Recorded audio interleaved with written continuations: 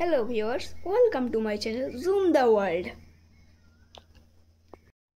So आज আমি বলবো ভারতের ভূপ্রাকৃতিক অঞ্চল সম্বন্ধে। তাহলে স্টার্ট।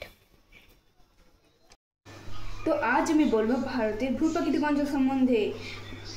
ভারতের ভূপ্রাকৃতিক অঞ্চলকে 5 ভাগে ভাগ করা হয়েছে, যথা প্রথম ভাগ উত্তর পার্বত্য অঞ্চল, উত্তর নদীবর্তিত সমভূমি অঞ্চল, পশ্চিমের মরু অঞ্চল, উপদ্বীপীয় মালভূমি অঞ্চল, এটা উপকূলের সমভূমি অঞ্চল।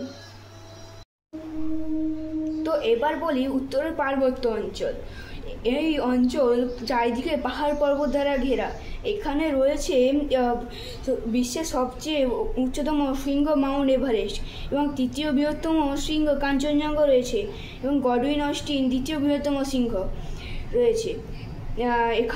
এখান থেকে গঙ্গা নদীর উৎপত্তি হয়েছে। এখানে সবচেয়ে বৃহত্তম হিমবাহ সিয়াচেনও এখানেই অবস্থিত। তো এবার হলো উত্তর সমভূমি অঞ্চল। এই অঞ্চলের বহু নদী বয়ে গেছে। এদের মধ্যে কিছু নদী হলো গঙ্গা নদী, ব্রহ্মপুত্র নদী। এই সমভূমির এর উচ্চতা 300 মিটারের কম।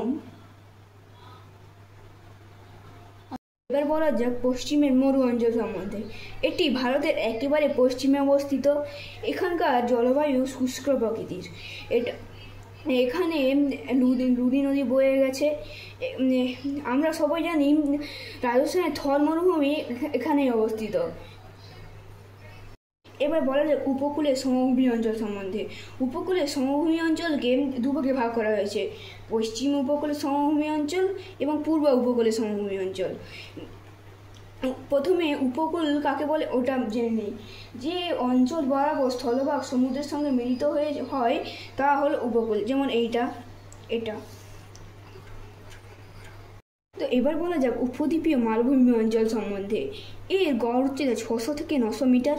এর উত্তরে আছে আরাবল্লী, বিন্ধ্য, সাতপুরা পর্বত, এবং পশ্চিমে আছে পশ্চিমঘাট পর্বত, দক্ষিণে আছে নীলগিরি, আনাইমালাই, পালনি, এবং পূর্বে আছে পূর্বঘাট পর্বতমালা। এই অঞ্চলকে কয়টি ভাগে ভাগ করা হয়েছে? এই অঞ্চলকে 3টি ভাগে ভাগ করা হয়েছে, যথা মধ্যভাগে উচ্চভূমি, পূর্ব ভারতের উচ্চভূমি, দক্ষিণাত্যের মালভূমি। এরকম আরও ভিডিও পাওয়ার জন্য লাইক, কমেন্ট অ্যান্ড সাবস্ক্রাইব।